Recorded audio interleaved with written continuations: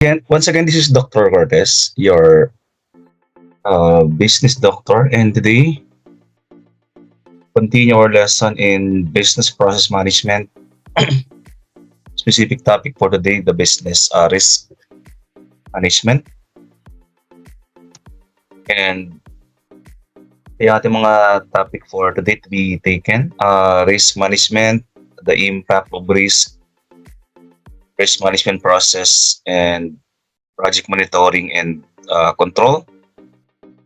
Yung apat na usapan natin in this recording, and why project risk is important in your company. Ito kasi yung mga it can hinder your success or operation sa iyong company, and we can't avoid risk sa ating mga project or business na ginagawa sa ating mga organization or company, because we believe in conservatism, no? Pag sinabi natin conservatism, we always anticipate losses, we always anticipate risk na mga mangyayari ba sa ating mga organizations. We don't expect na palaging positive ang ating mga operations. Instead, we are not waiting, but we assume that something negative will happen sa ating mga organization. That is why we should mitigate in advance planning yung mga risk na pwede mangyari sa ating mga process operation sa ating mga companies or organization. That is the rationale ng ating topic for today, kasi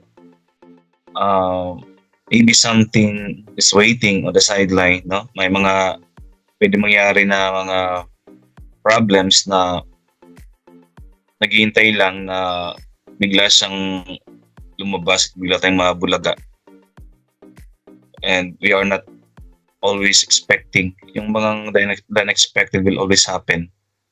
So magandang meron kang mga mitigating or intervention process na pwedeng gawin just in case na may mga mangyayaring ganitong risk, no? Okay, so we define risk, napakalawak ng risk, no? Kaya lang in our organization, sa ating mga company, for this video, we should limit the risk dun sa mga pwedeng mangyari sa loob ng ating mga organization. So we define risk as a uncertain event, mga unexpected na mga event. Sabi ko kanina, we should be conservative. We anticipate na may pwedeng mangyari. Uncertainties sa ating mga organization, like conditions, events, mga problems, challenges na meron siyang positive or negative impact or effect sa ating mga companies or sa ating mga objective sa loob ng ating mga companies. So, yung mga important, it can be tangible risk, pwede siyang intangible, physical risk, risk sa process, risk sa financial, risk sa manpower natin, machineries, risk sa material, sa methods na pwedeng mangyari, no? Pwede siyang internal risk, pwede siyang external, no? Sinabi natin internal risk, example, your manpower can be cause of risk, the materials, the machine. Sa labas naman, mga threats na inabangan natin, kasi we believe in business na meron tayong internal and external environment, no? So pwede mangyari yung risk internally, pwede ring external. Example, external na mga risk that can happen outside, which are uncontrollable kasi nasa labas siya. Example, government regulations, competitors, technology, biglang pagbago ng technology, buying behavior, no? Yung mga pwedeng mangyaring ano eh. Pag sa labas kasi the risks are uncontrollable. Pero sa loob, uh, at a certain level, at least we can control yung mga risk na nasa loob ng ating mga ng ating mga organizations. Example, project risks or business risk na pwede mangyari sa inyong mga ginagawang process or project. Combination of the probability of a defined threat or opportunity. Yan. Ito yung mga nasa, yung mga nasa labas. Opportunities are outside and threats are also outside your company or organization. Sabi ko kanina, can be technological risk, no? Ibang you have been doing something, nasanay ka na din, suddenly may bagong technology na biglang papasok na hindi kanda. Yun mga threat na pwedeng mangyari, no, sa yung company. Like in the past, na of course we know very recently, no, yung pandemic, that is outside threat na uncontrollable, wala tayong nagawa doon, di ba, sa mga pandemic, and we were affected big time na we're not able to anticipate and we're not able to control kasi there is a threat outside, no, so uncontrollable siya. And the impact can also negative for us, like impact sa ating the bottom line, the net income ng ating company, na of course some businesses have experienced those things.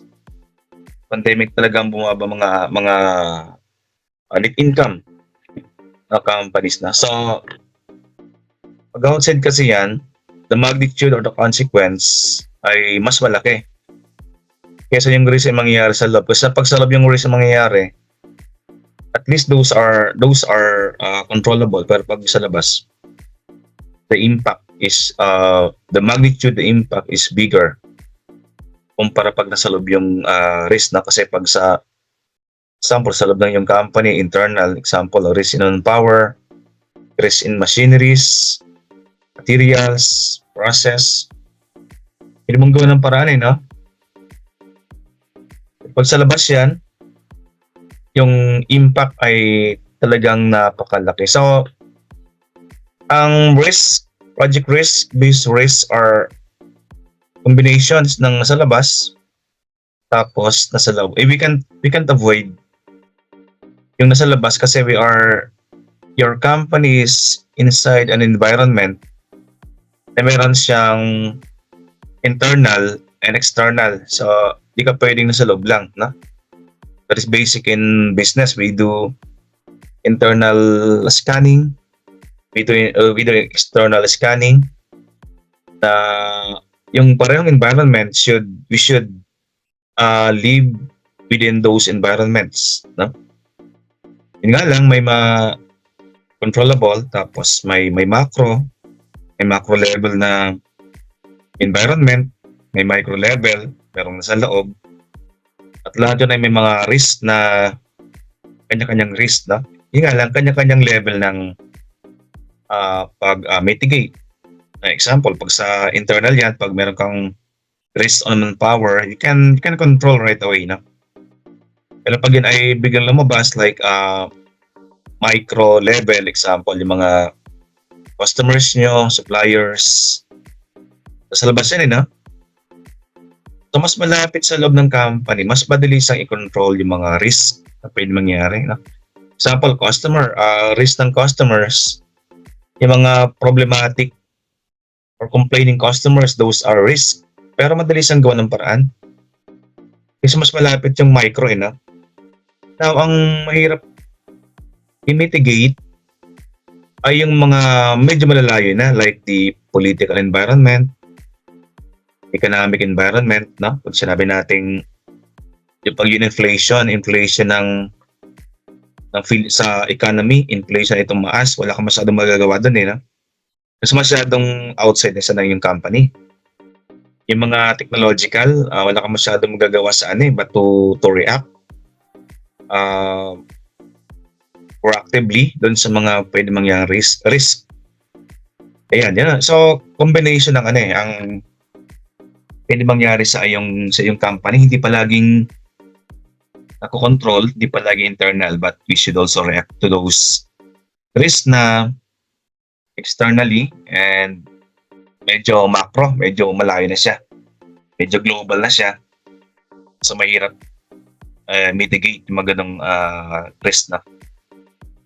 And the probability ay palaging nandyan eh. And the next one, the impact.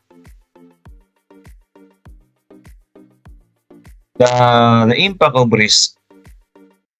Example, yung poor quality product.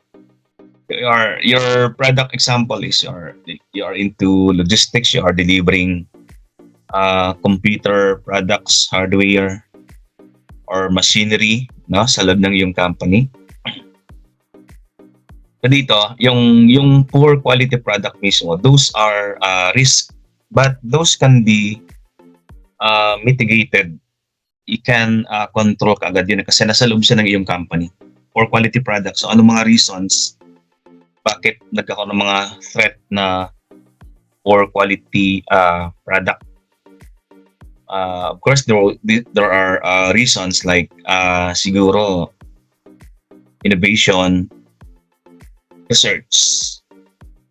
Sa production siguro may problem, no? Or pag yung production ay hindi masyadong maganda ang assembly, paggawa ng product, can mitigate that by having a proper quality control department para nasa loob pa lang ng iyong company, yung mga product na yan can already be mitigated because meron kang quality control. Kasi may mga time naman talagang yung products ay hindi masyadong maganda, important, huwag mo na palabasin, di ba? So doon pa lang, meron ka na dapat na ginagawa mga mitigation like proper quality control. Kaya nga, isa sa mga magandang ways how to improve production within your organization, you should be ISO certified. Kasi ISO talagang tinututukan yan, or you can be forced by the ISO to improve your procedure, production sa loob ng iyong company. Okay? And of course, pag sinabi nating quality ng product, hindi lang yung trabaho ng production. Kasi lahat yan should be in coordination. Lahat ng mga departments involved sa bakit naging poor ang quality ng products ng inyong company. Hindi lang yan sagutin or responsibility ng production department. So lahat yan ay may role yung lahat ng departments sa loob ng company. Example, Human Resource Department, mayroong role ang HR sa why a product of the company is poor or low quality. Siguro pag-hire pala ng HR ng mga tao na gagawa, example, pag mga taong, di ba, HR, so mga production worker will pass through the HR. So baka hindi masyadong maganda yung hiring process, walang masyadong screening na ginawa. Right? Tapos napasok sa company, yung pala ay hindi masyadong responsible employee. Napasok sa production department. So, it will suffer. The production department will suffer kasi nakapag-hire na hindi masyadong responsible na worker yung HR. So, may role dyan yung HR, no? And also the finance department. Ang company meron ding role sa poor quality product. Siyempre yung HR, maghahanap ng yung talagang magaling, responsible na empleyado. Kaya lang pag mababa ang pasweldo, sabi ng HR, ang kaya nating pasweldo ganito lang. So of course, yung HR, hindi makapag-hire ng yung talagang the best employee, kasi pag di naman willing magbayad ng malaking sweldo yung finance department, di ba? So, wala din. Right? Siyempre, yung finance, may role din siya sa market research na kung the finance department is not willing to finance, to fund, yung example, ang market research, pag walang fund for market research, so the company can't do properly or hindi pwedeng gumawa palagi ng market research kasi walang fund. Pero pag may malaking fund yung company from the finance department, so we can do properly yung market research, we can do innovation, meron tayong fund for innovation ng product or service ng company.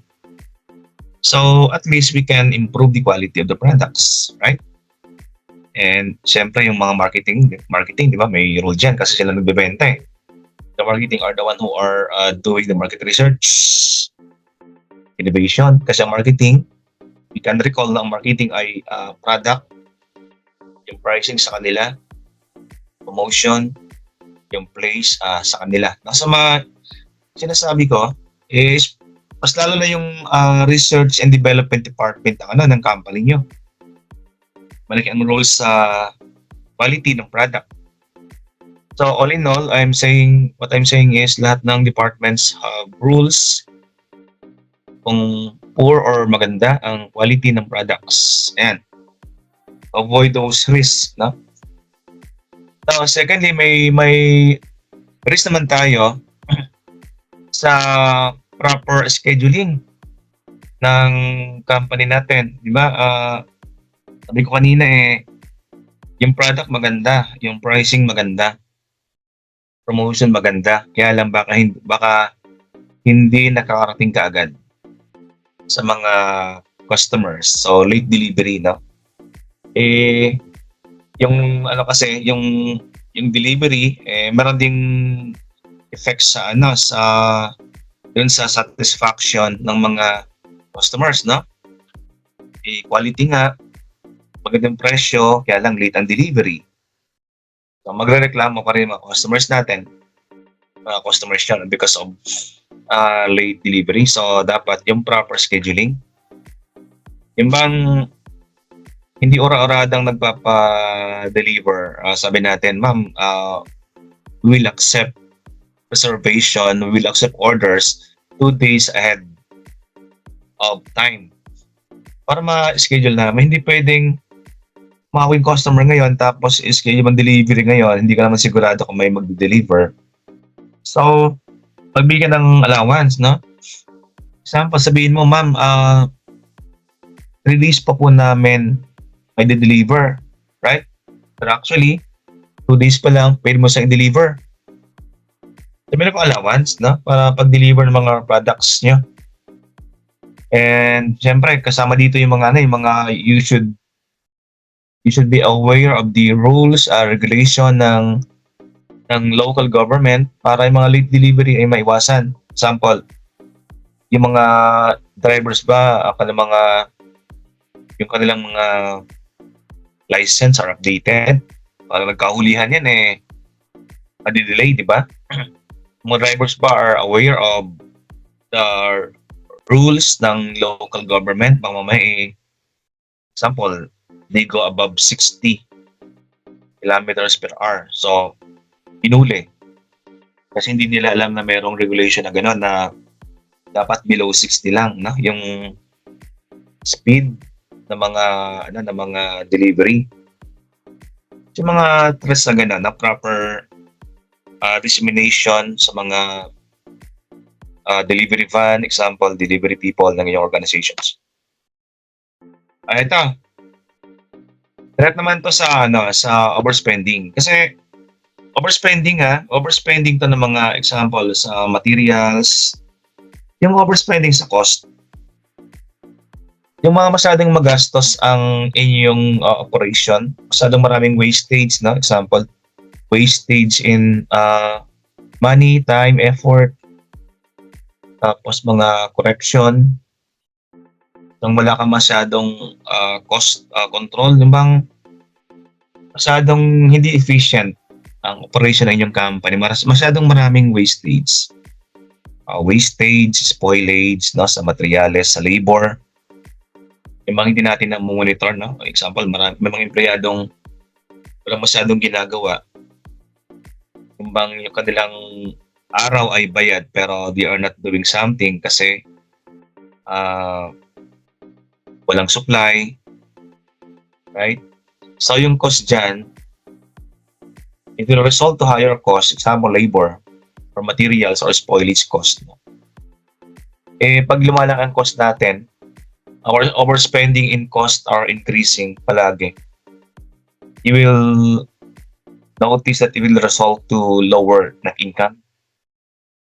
You know this one, di ba? Pag ang ating cost or expenses are increasing, tapos ang sales ay maliit, sa ang net income maliit din kasi overspending ka. Yung hindi masyadong efficient ang yung operation. So it will result to lower net income for the company. Yung mga risk na pwedeng mangyayari. Yan. And additionally, aside from those mentioned, meron tayong mga risk din pagdating sa environmental health ng mga empleyado natin. Kaya nga, ang mga empleyado natin should be properly given training. You should also follow the health, no, not health, but the work-life balance. Yan. Hindi palaging trabaho, no? Hindi na uso yung puro trabaho lang eh. Dapat balance na yung life. So, example, hindi masyadong dapat stressful yung mga work. They should be given proper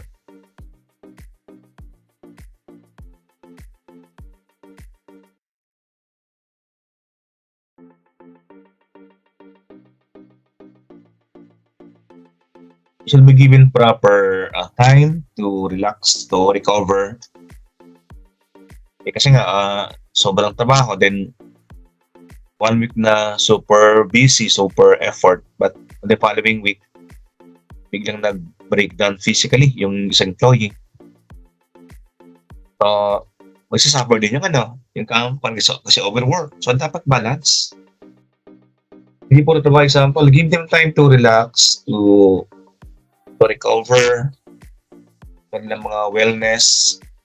Isang companies dapat nag-invest dyan in building ng example isang weekend, going out yung mga employee, galing sa mga relaxing environment like spa, massage parlor, mga massage establishment, no? Going out of town. Yan, no? Kasi companies naman ngayon, we are now responsible enough to have proper health and wellness sa ating mga empleyado, no? And also the safety ng mga empleyado, safety within the company. As part of ISO, tinututukan din ng ISO yung safety sa loob ng company, like proper ventilation, yung proper arrangement, streamlining of equipment, mga electrical equipment na para safe sa loob. Ang machinery should be properly may mga procedures should be always displayed, or dapat alam ng lahat na yung mga proper safety, first aid sa loob ng company. Kasi pag isang employee ay example sa isang production area or office ay hindi safe yung environment, so pwede may mangyari sa mga employee. So lalo mga nasa worker na sa outside or sa field, no? So they will be given proper insurance coverage. And also meron ding environmental threat na pwede mangyari sa inyong mga company, no? Mga non-made or man-made na mga threat na pwede mangyari. Example, yung pandemic. outbreak of pandemic, illness, mga natural calamity na pwede mangyari. It can affect your company, your physical uh, this one, environment ng yung company will be affected by example typhoon, landslide, earthquake, no? Eh, mga empleyado mo rin, affected ng mga natural environment. Dapat meron ka the company should have proper protocol, proper procedure that just in case na may mangyaring ganito, no? Na siyempre hindi makapasok mga yan, no? Example, baha, hindi makapasok mga empleyado, no? So meron ka dapat protocol about dyan. Example, you can provide shuttle service going from and going to your establishment na para at least ay makatulong or makapasok pa rin yung mga company nyo. So, dapat nakalatag yung mga ganung protocol. Alright? Risk management process. Daming klaseng risk. May man-made, may natural, may online risk pa nga eh, no? Na pwede mangyari. Example, ay online risk, cyber crime, cyber attacks na pwede mangyari sa iyong company. Meron kang your data, may breach sa data, may virus, may hacking, may phishing na nangyari sa iyong sa iyong company. Okay, online, so madaling your data, your security may be compromised pag mga ganitong mga risk, na so, dapat identify ang mga pwede mangyaring risk, na online, physical. Example, it is now important na meron kang cyber security officer that can monitor. I don't know what they call this sa mga companies na, but they are now promoting na meron talagang security officer ng isang company na protect the data. Kasi now ang labanan in the future, no, ay data mining. Yun ang mga important asset, no, sa the future mga data mo. And pag compromise yan. Ayan. So identify kagad natin, pwede siyang physical. For example, mga risk na pwedeng mangyari sa physical risk, pwedeng may manakaw, yung mga example finance ng company, pera ng company, no? Or attack. Isang environmental, isang natural, online. Pag ikaw ay if you are seller, meron din mga risk kapag seller ka. Ang online risk kasi, example, shopping risk, may risk sa buyer, meron ding risk sa seller, na? Kasi parang pwede mang-scam eh. And assess the likelihood of the impact. Siyempre, you're doing research, no? Pwede kang gumawa ng mga research kung anong mga risk ang pinaka madalas mangyari sa mga companies. Example, sa online, maraming risk na pwede mangyari. Yung cyber attack, scam, no? So they are doing risk kung ano yung mga madalas na mangyaring risk. Na example, pag sa buyer, no? Yung mga risk sa delivery, mga risk sa payment platform, pwedeng mangyari. Yung risk sa mga defective products. Saan doon yung mga pagbayar sila, saan doon pinakamalaking impact sa mga buyers, no? Then also for the seller, meron din mga risk na pwedeng mangyari. Example, yung payment din, di ba? Tapos attack. Yung bang mahinang ang security ng inyong company, isang layer lang ang protection. isang tema dapat mga yung authentication, 'di ba? Dapat mga dalawang layers na para properly protected na yung company. Ayan, so ilista mo yung mga risk na pwedeng mangyari. And prioritize kung siyempre you are ranking your risk, no? Then uh, I will show, no? May I show this one. I will open a research na pinapakita dito yung mga risk na pwedeng mangyari sa inyong mga company, no? Ito yung risk ng isang estudyante. Then he enumerated yung mga risk na pwedeng mangyari sa isang company. Okay? So ang title ng risk na to, ang title ng research na to ay teka. Isang research kasi ito ng isang student sa isang university. Din itong research na to ay he mentioned yung mga risk na pwedeng mangyari sa mga companies, na. Teka lang, ay opening this one. Ito, ang title ng research niya is Safety and Security Policies of Online Stores.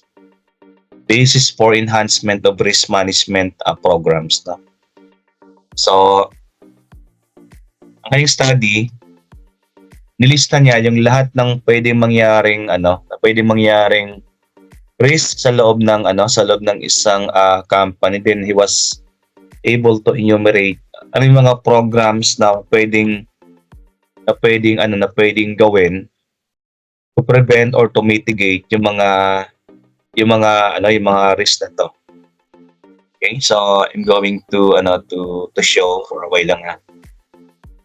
I'm opening this one.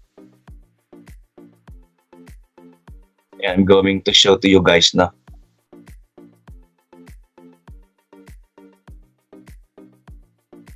Yung mga type ng risk na pwede mangyari.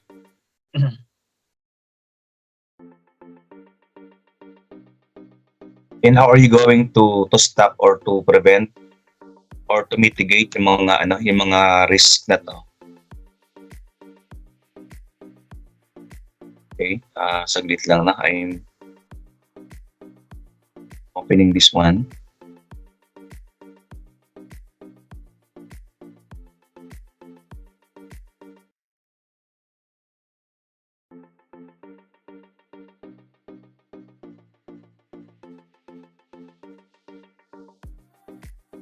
Medyo mahaba to.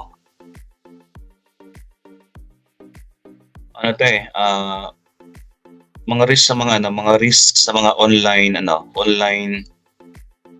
stores. And how are you going to mitigate or to stop or to prevent those risks from happening? I'm solving this one. Ito yung sa mga inyong companies daw, ito yung mga risk o mga prevention na pwede yung gawin to prevent those risks from happening. Example, sa inyong mga companies na. Ang pinaka number one daw na safety and security policy na pwedeng impose is the number one rank secured login authentication. Ayan, no, yan ang pwede mong gawin. So, ang number 2, secured payment processing. Technical training for employees. Itong pwedeng gawin ng mga owners sa inyong mga company. So, ito yung mga pwede nyong gawin, how to protect, mga safety and security policy na pwede nyong gawin sa inyong mga companies. secured login authentication, use of multi-layer security, use of solid firewalls, secured payment processing, use of payment providers, proper screening ng mga customers nyo, safe credit acceptance, use of fraud prevention tools, and technical training for your employees. Ito yung mga pwede nyong gawin sa inyong mga companies na to prevent fraud from happening. Ayan, and ito naman siguro ay mga frequency. Ito naman ay yung mga risks or threats na pwede mangyari sa inyong mga organizations or company. Ang number one daw na pwede mangyari na threat sa inyong mga company sa ito, identity theft. Ito yung sinasabi natin sa PowerPoint kanina, you should identify and prioritize yung mga risks na pwede mangyari sa iyong organization. So we listed down here yung mga threats na pwede mangyari and we prioritize. Kasi ang number one threat daw na pwede mangyari sa inyong mga sa inyong mga organizations ay itong identity theft. Example, customers na bumibili using different identity. And then number two, ayan, data breaches, malware and viruses. Ito mga magtitreat sa inyo website hacking, payment processing issues, credit card fraud, unauthorized employee access, insufficient transaction security, fraudulent customers. Ito yung mga risk daw na pwede mangyari. Ang pinaka last na pwede mangyari daw, the website hacking. Rank number 9, no? Pero ang number 1 na pwede mangyari, identity theft. Yan, according to the result of the research. So, ito yung mga mga risk na pwede mangyari. Then, ito naman yung mga pwede nyong gawin, di ba? Pwede nyong gawing protocol. Ayan. Yung binanggit natin kanina, secured login hanggang technical training of employees. Ayan, yung mga threat na pwede mangyari at the same time, yung mga protocols na pwede nyong gawin. Ayan, ha? Then going back sa ating slide. Ayan, di ba? We have identify the risk sa ating sample. Then we rank the risk. We prioritize kung saan doon ang pinaka madalas mangyari, di ba? Yung identity theft, ating madalas mangyari. And we also define yung mga approaches na pwede natin gawin like solid firewall, yung authentication, we limit the access of the employees sa ating mga sa website, for example, na may mga employees naman talaga na in charge na mga ganun. So, hindi lahat may access para iwasan yung mga fraud. Yan. And of course, pag mayroon kang ginawang protocol or approach, important you don't stop. Kasi you should monitor and review yung mga ginagawang protocol. Kasi mayroong mga protocol na di ba alam natin na pag ikaw ay nag-improve ng protocol or risk management, asahan mo yung mga hackers din ay mag-improve din mga yan. Sa mga hackers, sumasabay din sa atin, di ba? Kung nag-improve yung isang company, ay mga hackers mag-ano rin yan. Gagalingan din nila. So we should monitor and review yung ating mga protocol or process or approach para we are always one step ahead of the probable hackers na pwedeng gumawa ng hacking or fraud sa ating mga website. Yan. So, yun ang ating process na. Key points ng ating make the management of risk integral. So we can't avoid Risk management should really be part of your operation of your company. Meron talagang gagawin dapat na na contingencies. We should invest cost, time. So talagang gagastusin natin yan. Example, hiring cybersecurity officer that can protect your data, can protect your website. You should really invest on solid firewalls. Talaga merong mga investment talaga diyan. And of course, hindi naman lahat ng risk ay dapat nating bantayan, di ba? Enumerated kanina, di ba? Yung mga risk natin. I think those are nine probable risks na pwedeng mangyari, no, sa ating mga companies. Kaya nirank natin sila, prioritize natin para we should also monitor more vigilantly, more proactively, yung mga risk na rank number 1. Yung pinakamadalas mangyari na risk sa yung organization, yun ang pwede mong bantayan, i-monitor mo, no? Para hindi naman lahat, kasi may mga risk talagang madalas mangyari based sa ating ranking kanina, no? At may mga risk na dapat talagang tutukan because those can really impact your organization. And be vigilant, always one step ahead of time. We should not be reacting sa threat.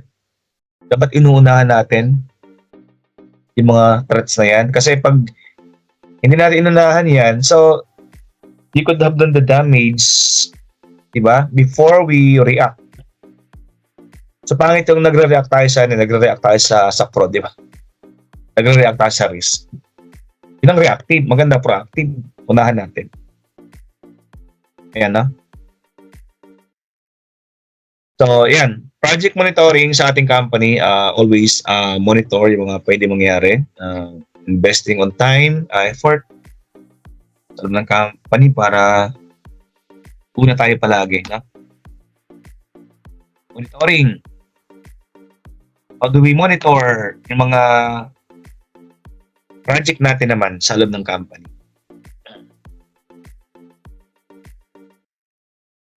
Regular, ito hindi na risk. Ito ng mga activities na dapat nating i-monitor sa loob ng company. Hindi lang palaging risk ang ating monitor, no? But we should also monitor yung progress ng ating mga ginagawa. Ayan. Kasi pag puro risk binabantay natin, so mabubuhay tayong we have been reacting na lang sa lahat ng oras sa mga risk natin. So yung mga progress ng ating mga activities, process ay dapat din nating i-monitor. And important din, pag ikaw ay ginagawang project or process. Kasi sa negosyo, we have this proper matching of cost and revenue. Pag mayroon kang mga ginagawang project or process, i-monitor mo rin yung cost kasi baka mamaya you are now going overboard or lampas ka na sa cost para sa isang project mo. Paglampas, example, hindi mo na monitor yung cost mo or gastos tapos lampas ka na pala sa budget. So mangyayari, no? Baka net loss ang nangyayari. So dapat by month, by project, i-monitor mo para mas madali siyempre yung i-monitor, i-control yung paglampas sa cost pag pakunti-kunti. Pero pag nag-monitor ka, pagkatapos ng buong project, mahirap nang i-control. So, dapat meron kang progress report ng ginagawa ng inyong company, ng isang process or isang project, no? Para alam mong, example, phase 1 tapos na, i-monitor yung cost. Phase 2, natapos na, i-monitor yung cost. Para madaling gawa ng paraan, pag kunti pa lang. The regular review of resource loading, yung tao, yung mga materyales, machine, lista mo, no? So be vigilant, be patient in listing down yung mga kasi pag Pag negosyante ka naman talaga okay naman yung pag negosyante ka, ano ka, ikaw yung tawag natin dito, yung ikaw ay masinop sa budget. So, you are listing down everything para namomonitor mo yan. Now, important din guys, no, na okay lang na makulit, no? Okay lang na nagpapa-meeting ka palagi ng mga team, ng company, no? Hindi yung isang buwan bago magpa-meeting. May mga time nga every start ng week. Example, Monday morning, nagpapa-meeting sila. Right? Para pag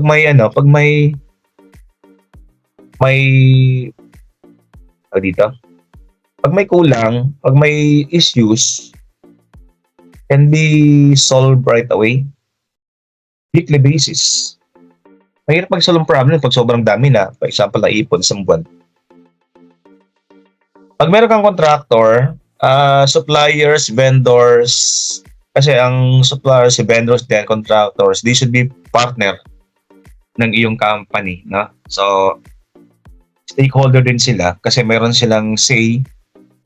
Yung vendor, yung supplier, meron silang say sa success ng iyong company. Kasi pag sila, example, tumigil mga yan, pag yan ay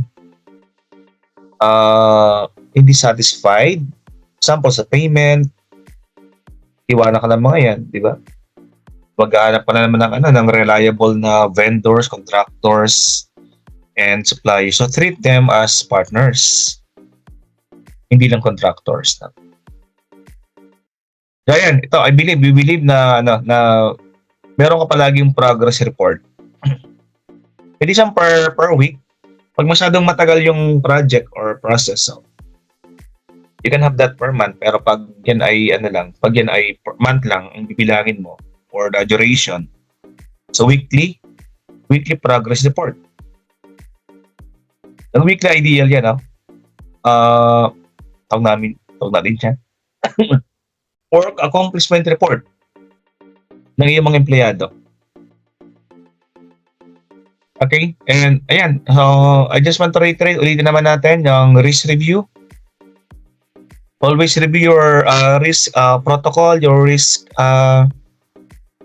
procedure. Kasi sabi natin, pag yung risk ay na-solve mo na, o siyempre yung gumagawa ng risk, gagawa naman ng paraan para makapag-risk ulit. Example, fraudsters, scammers. So, ay patalo ng mga yun, di ba? So, dapat we should be always ahead of time. It's important we review yung mga risk kung is still relevant or still valid. So, mag-level up palagi. So, yung ating mga how do you monitor, we inspect, we audit, how do we monitor the project monitoring or process monitoring sa isang company. So, hoping that you have got something na pwedeng gamitin, na pwedeng i-apply sa inyong mga sariling organizations. Ayan, and sana may nakuha. And request ko lang, baka mayroon pa ditong hindi nakapag subscribe sa aking channel. Pa-subscribe naman guys. Okay. And yun lang, and see you guys sa mga next video natin. And until next time, this has been Dr. Cortez, Doc Rich. So see you around, people. Thank you.